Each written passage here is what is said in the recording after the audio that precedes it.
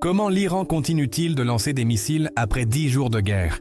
Et quand ses réserves pourraient-elles s'épuiser? Selon les services de renseignement américains et israéliens, l'Iran disposait d'un stock compris entre 2000 et 3000 missiles balistiques, ce qui en fait le plus grand arsenal de missiles au Moyen-Orient.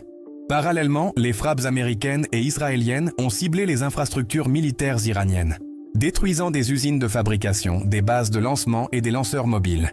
Les responsables israéliens affirment même qu'environ 70 à 75% des lanceurs de missiles iraniens ont été détruits, ne laissant qu'une centaine de systèmes de lancement opérationnels. Mais malgré ces affirmations, l'Iran continue de lancer des missiles. La question clé est donc, combien de temps l'Iran pourra-t-il tenir à ce rythme?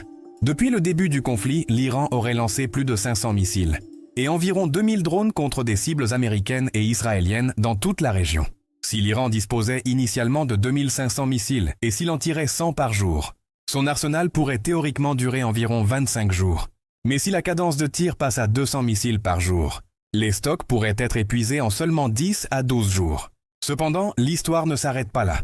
Certains rapports de renseignement suggèrent que l'Iran peut produire environ 100 missiles par mois, ce qui signifie que les stocks pourraient être lentement reconstitués, même en période de conflit.